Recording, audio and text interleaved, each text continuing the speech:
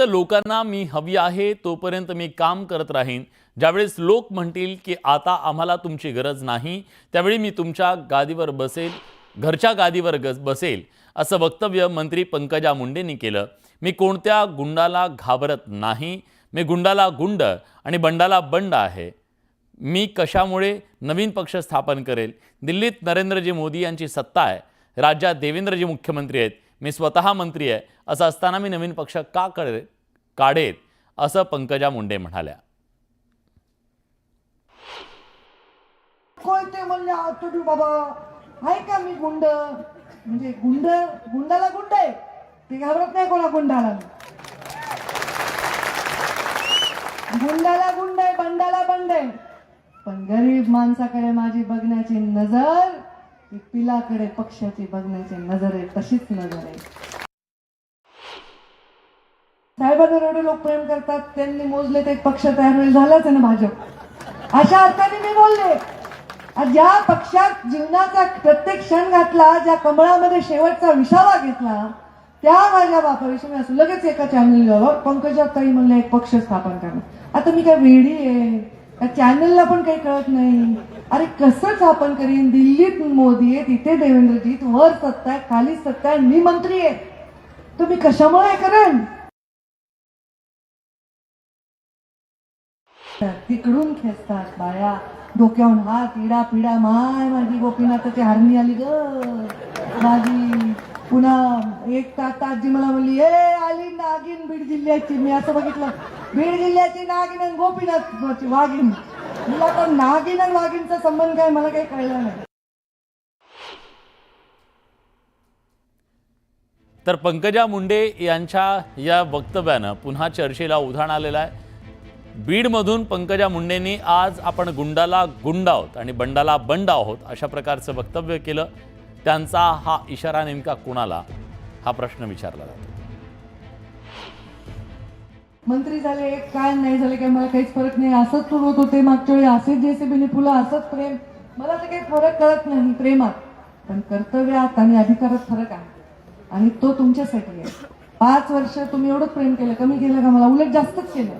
मी मंत्री नव्हते, आमदार नव्हते, खासदार नव्हते, पण मी प्रेम तुमचं घेऊ शकते, पण त्या प्रेमाच्या बदल्यात तुम्हाला विकास देऊ शकते, न्याय देऊ शकते, हे केवळ मी आता सत्तेत स्थापन झाल्यामुळे मी करू शकते। उद्योग मंत्री उदय सामंत यांनी स्वतःच्याच उद्योग खात्यातील प्रधान सचिव आणि सीईओ यांच्याजवळ नाराजी व्यक्त करत पत्र लिहिल्याचं वृत्त पसरलं। महाराष्ट्र औद्योगिक विकास महामंडळात तसंच उद्योग विभागाची काही महत्त्वाची धोरणात्मक निर्णय परस्पर प्रशासकीय पातळीवर घेत असल्याबाबत पत्रातून त्यांनी नाराजी व्यक्त केल्याचं कळतंय। यावर सामंतांनी स्पष्टीकरण दिलंय। माझ्या पत्रात कुठेही नाराजीचा सूर नव्हता, धोरणात्मक निर्णय घेताना मला कल्पना द्या, असं पत्रातून म्हटल्याचं उद्योग मंत्री उदय सामंत म्हणाले। या पत्रामध्ये कुठेही नाराजीचा सूर पण नाही आणि त्याच्यामध्ये नाराजी असण्याचं काही कारण नाही। या पत्रामध्ये काय लिहिलेलं आहे तर प्रशासनानं धोरणात्मक निर्णय हे त्यांच्या वैयक्तिक पातळीवर घ्यावे किंवा न घ्यावे हा त्यांचा प्रश्न आहे, पण त्याची कल्पना मला द्यावी। त्याच्यामुळे प्रधान सचिवांचा मान सन्मान, प्रधान सचिवांची खुर्ची, त्यांचे अधिकार आणि मंत्री म्हणून माझे अधिकार हे मला पूर्ण माहिती आहे। त्याच्यामुळे तुमचा जो गैरसमज आहे की मंत्री प्रधान सचिवांवर नाराज झाला किंवा नाराज आहे, हे त्यांच्या कार्यप्रणालीवर नाराज आहे, असं कुठेही पत्रामध्ये मी लिहिलेलं नाही। मुख्यमंत्री देवेंद्र फडणवीसांनी उपमुख्यमंत्री एकनाथ शिंदेंना आणखी एक धक्का दिलाय। शिंदेंनी निवडणुकीपूर्वी सुरू केलेली आणखी एक योजना बंद करण्याचा निर्णय घेतलेला आहे। उपमुख्यमंत्री एकनाथ शिंदेंनी त्यांच्या मुख्यमंत्री पदाच्या कार्यकाळात मुख्यमंत्री तीर्थदर्शन योजना सुरू केली। या योजनेअंतर्गत ज्येष्ठ नागरिकांना मोफत तीर्थदर्शन घडवलं जात होतं। मात्र आता राज्याच्या तिजोरीवरचा वाढता भार कमी करण्यासाठी फडणवीस यांच्या सरकारकडून ती योजना बंद करण्यात येणार आहे। मुख्यमंत्री देवेंद्र फडणवीस, अर्थमंत्री अजित पवार यांनी हा निर्णय घेतलाय, त्यामुळे एकनाथ शिंदेंना हा एक धक्का मानला जातो। मी काय ते ऐकलेलं नाही, हे तुमची काही माहिती असेल कदाचित खरी असेल, मला त्याच्यावर चर्चा करायची नाही। परंतु शिवभोजन जे आहे या बाबतीमध्ये मात्र आज 2000 केंद्र या महाराष्ट्रामध्ये आहेत आणि रोज 2 लाख लोक जेवतात आणि त्यांचा वर्षाचा खर्च जो आहे, वर्षाचा खर्च 2 लाख लोक रोज जेवतात, त्यांचा वर्षाचा खर्च 269 कोटी रुपये फक्त आहे. पुढे पुढच्या बातमीकडे. फलटण इथं संजीवराजे नाईक निंबाळकर यांची आयकर विभागाकडून चौकशी पूर्ण झाल्यानंतर आज रामराजे नाईक निंबाळकर यांच्या मोबाईल स्टेटस चर्चेचा विषय बनला. माजी सभापती रामराजे निंबाळकर यांचे चुलत बंधू संजीवराजे नाईक निंबाळकर यांची 5 दिवसानंतर आयकर विभागाची चौकशी पूर्ण झाल्यानंतर रामराजे नाईक निंबाळकर यांनी आज ठेवलेल्या मोबाईल स्टेटसची चर्चा सुरू झाली आहे. सुरुवात तुम्ही केली आहे, शेवट मी करणार, अशा आशयाचा हा स्टेटस असून यातून त्यांनी माजी खासदार रणजित नाईक निंबाळकर यांच्यावर नाव न घेता निशाणा साधल्याचं पाहायला मिळत आहे. कॉमेडियन समय रैनाचा शो इंडियाज गॉट टॅलेंट नेहमीच चर्चेत असतो आणि या शोवरून अनेकदा कॉन्ट्रोवर्सी सुद्धा झाली, वाद झाले. समय रैनाच्या शोमध्ये एक नवा वाद उफाळलेला आहे. या शोमध्ये क्रिएटर रणवीर अलाहाबाद यानं आई वडिलांवर विचारलेल्या हिडीस विकृत प्रश्नानं सोशल मीडियावर त्याच्यावर टीकेची झोड उठली. त्यामुळे रणवीरच्या अडचणी वाढण्याची शक्यता आहे. दरम्यान मुंबई पोलिसांची टीम हॅबिटाट हॉटेलमध्ये दाखल झाली आहे, ज्या ठिकाणी या शोचं शूटिंग झालं होतं. पोलिसांकडून या प्रकरणी चौकशी सुरू आहे. इंडियाज गॉट लेटेंट हा तो शो जिथं शूट चालू आहे, तिथं त्याच्यावरती या संदर्भात काय कारवाई होते हे पाहणं महत्त्वाचं आहे.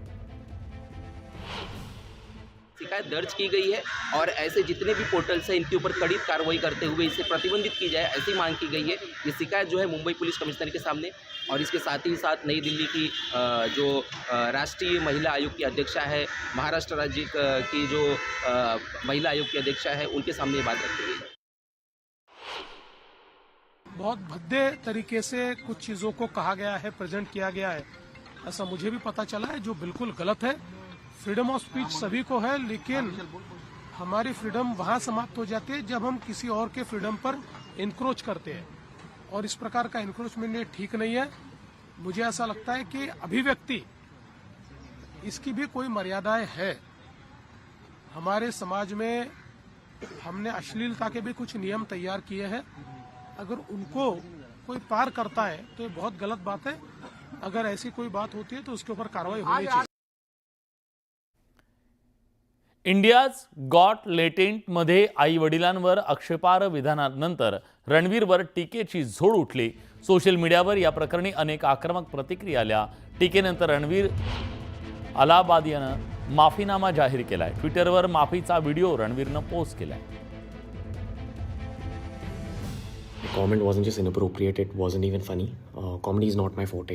I'm just here to say sorry. Many of you asked if this is how I wish to use my platform, and obviously this is not how I wish to use it. I'm not going to give any context or justification or reasoning behind whatever happened. I'm just here for an apology. I personally had a lapse in judgment. It wasn't cool on my part. The podcast is watched by people of all ages. Don't want to be the kind of person that takes that responsibility lightly.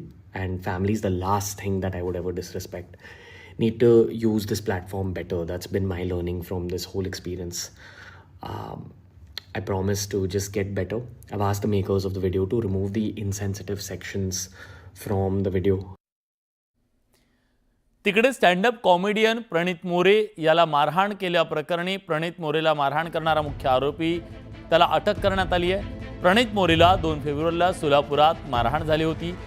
अभिनेता वीर पहार यावर केलेला joke त्याच्यानंतर त्याला मारहाण करण्यात आलेली होती आणि ज्याने मारहाण केली त्या मुख्य आरोपीला पोलिसांनी अटक केली.